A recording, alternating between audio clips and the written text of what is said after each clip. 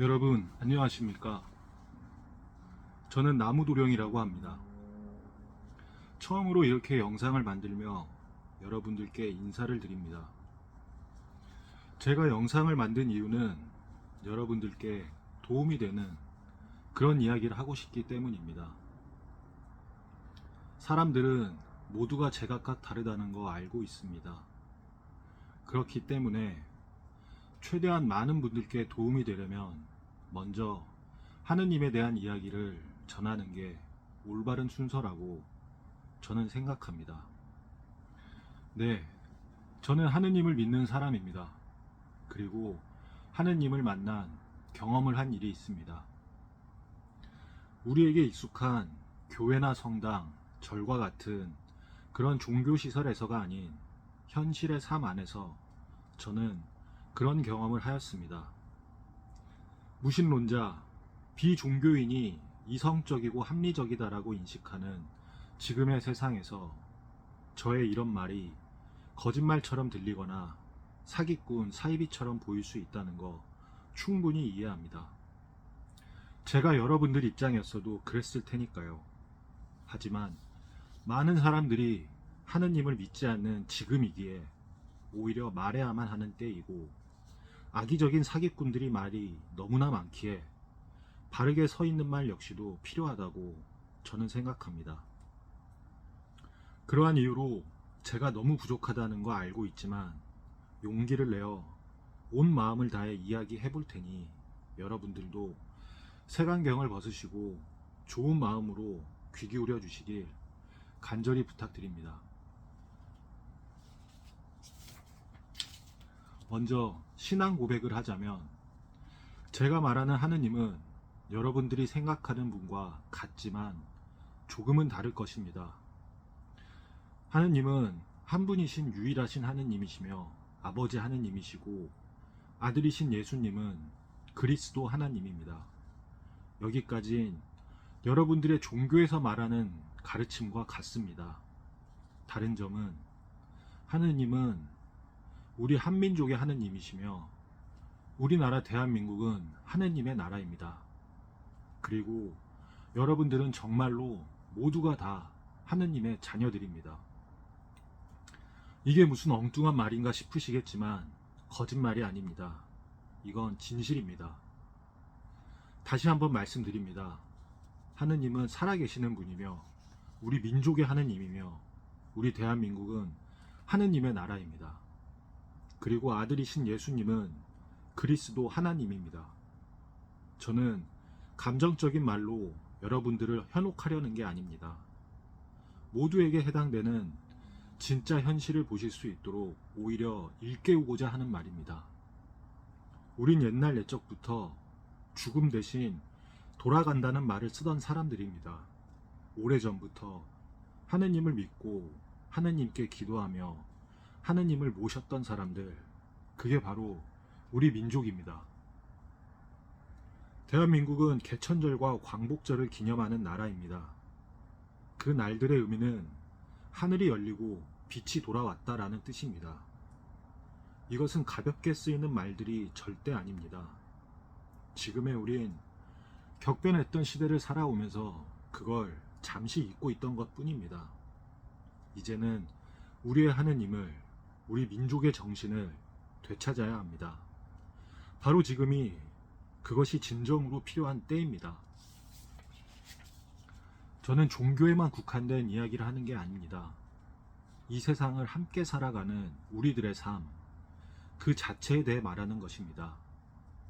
종교 유무로 갈리는 게 아닌 한 하늘, 그 아래에서 함께 살고 있다는 것을 우린 깨달아야 합니다.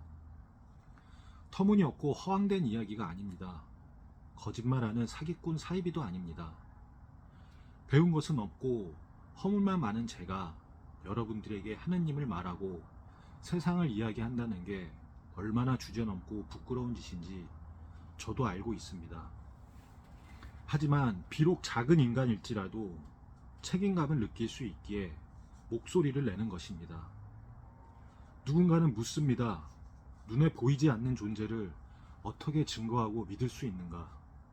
언뜻 듣기엔 대답하기 어려운 질문입니다. 하지만 조금만 생각해 보면 이건 엉터리로 짜놓은 틀린 말이라는 걸 우린 알 수 있습니다. 생각하기 싫어하는 게으른, 당장의 간결한 답을 원하는 어리석은, 그런 우리들의 태도가 O냐 X냐 그렇게 이분법적으로 판단하고자 하는 것입니다. 반대로 여쭙겠습니다. 혹시 자신이 다른 사람들과 똑같은 걸 보고 있다고 정말 그렇게 생각하십니까? 그건 착각입니다. 엉뚱한 말처럼 들리겠지만 한번 곰곰이 생각해 보세요. 동상이몽이라는 말이 있죠. 함께 자리하면서 다른 것을 생각한다는 뜻입니다. 이건 서로 다른 것을 보고 있다는 말과 다르지 않습니다. 무언가를 본다라는 것은 그 사람의 주관적 견해가 반드시 들어갈 수밖에 없습니다. 사람은 한 명 한 명이 모두가 고유하기 때문에 우린 같은 것을 보더라도 같은 답이 나오지 않는 게 정상입니다. 사람들 모두가 각자 다른 것을 본다는 말이 차라리 맞습니다. 그러니 자기 눈에 보이지 않는다고 하여 없다, 존재하지 않는다라고 확신한다면 그건 정말 어리석은 판단입니다. 그럼 객관적으로 관측이 가능한 현대적인 표현으로 물리적으로 시각화가 가능한 대상에게만 존재하는 것이라고 말할 수 있는가? 인간의 눈을 기준으로 한다면 그 한계가 오히려 확연히 더 드러납니다. 눈은 태양광 중 가시광선에 해당하는 빛만 시신경을 통해 뇌에서 인식할 수 있게끔 기능합니다. 그것도 대상이 직접적으로 빛을 반사할 수 있는 노출되어 있는 상태일 때만 가능하죠. 무언가에 가려져만 있더라도 눈은 그것을 볼 수 없습니다. 소리, 냄새, 맛, 열과 같이 다른 감각기관이나 중간 매개체를 통해야만 확인이 가능한 것들, 눈으로는 볼 수 없는 그런 것들은 존재하지 않는 것이라고 과연 말할 수 있을까요? 이렇게도 비유해 보겠습니다. 우리 몸에서는 매일 수천억 개의 세포가 죽고 새로 생성된다고 합니다. 어마어마하죠.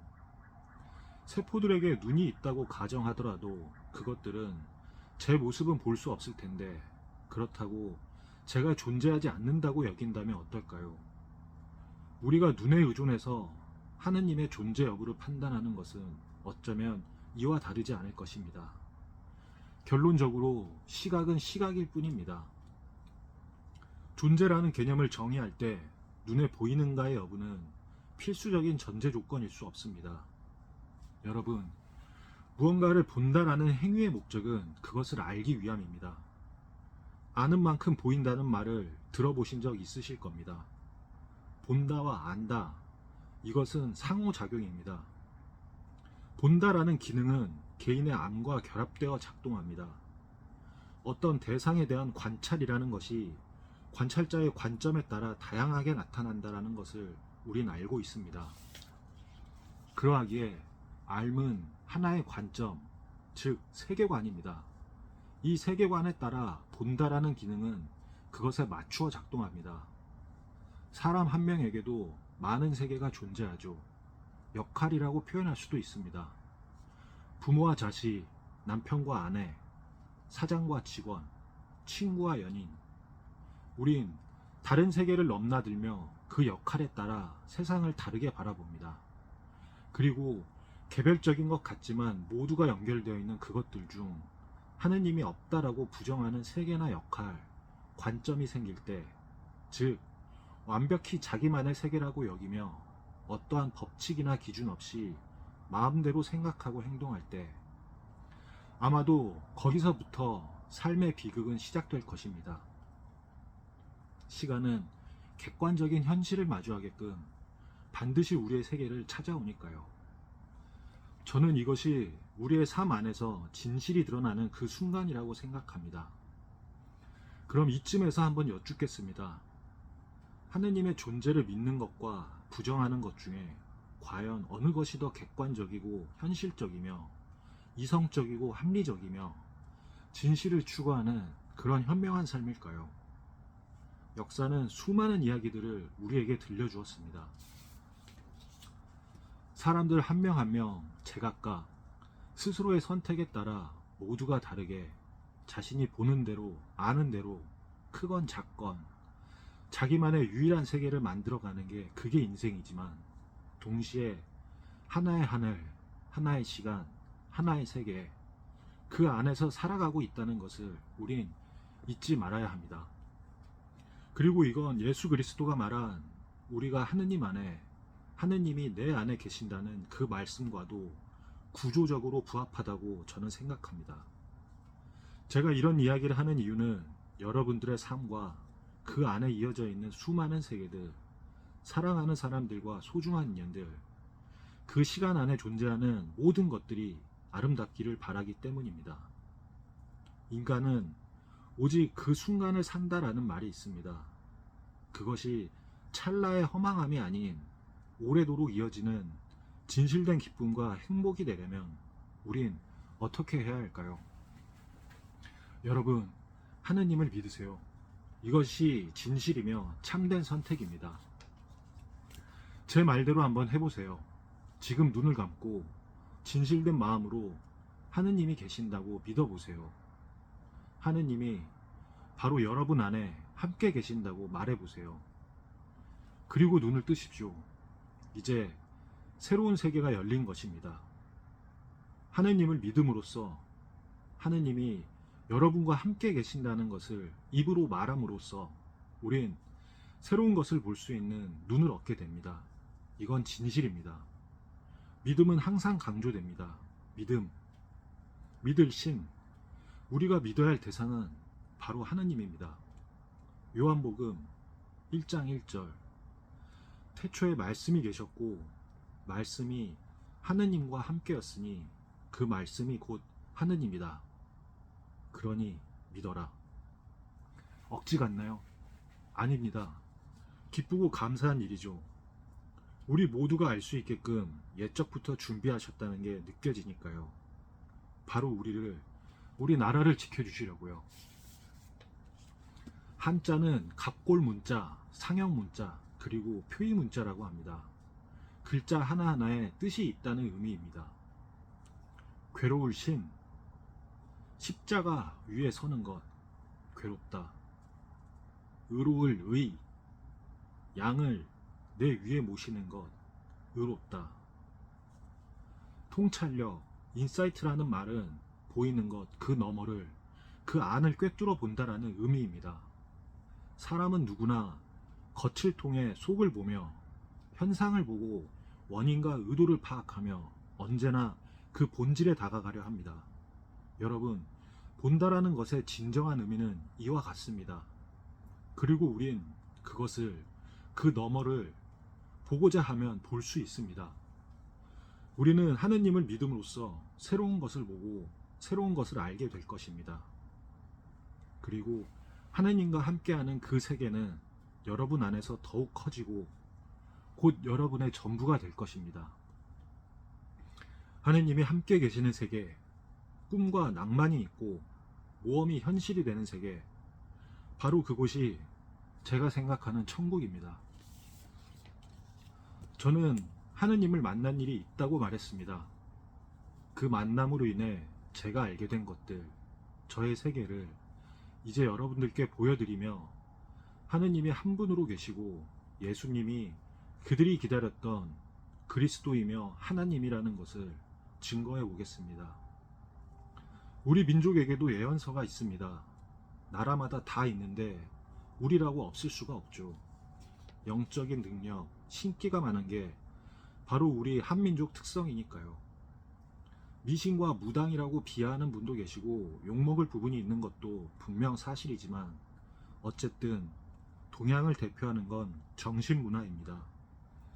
그리고 동양은 바로 우리 한민족을 말합니다. 우리 민족의 예언서는 정도령이라는 인물에 대한 것입니다.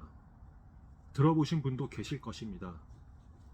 무엇을 의미하는지 도대체 모르겠는 알 수 없는 말로 가득한 이 예언서를 이제부터 제가 한번 풀어보겠습니다. 누군가처럼 스스로 자신을 높이기 위해 억지로 짜맞추는 그런 풀이가 아닙니다. 제가 이 퍼즐을 다 맞추면 완성된 그림이 무엇을 보여주는지 여러분들도 함께 보시길 바랍니다.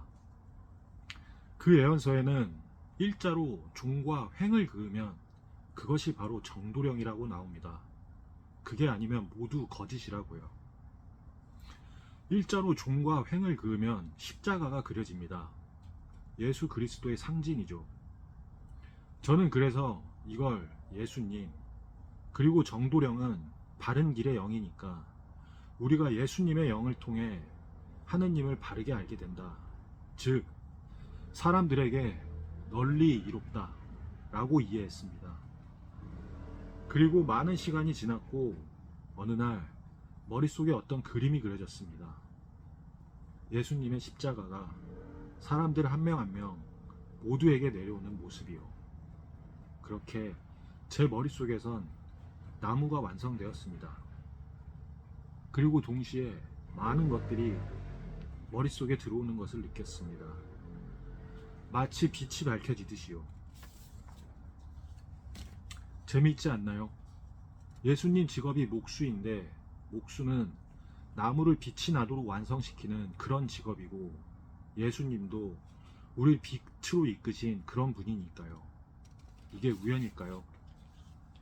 여러분, 오늘은 여기까지만 하겠습니다. 이유는 여러분들이 스스로 구하고 스스로 생각하기를 바라기 때문입니다. 여러분들의 머리는 하늘, 저 우주와 같이 그것을 닮아 끝없이 무한합니다. 우리 민족의 하느님은 살아계시며 우리 대한민국은 하느님의 나라이고 예수님은 그리스도 하나님입니다.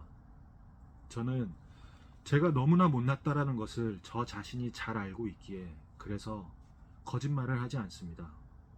끝으로 저같이 작은 인간이 내뱉기에 너무 큰 말들이었기에 정리한 것을 읽을 수밖에 없었던 점 양해를 부탁드립니다. 많이 부족한 영상 시청해 주셔서 감사드립니다. 또 뵙겠습니다.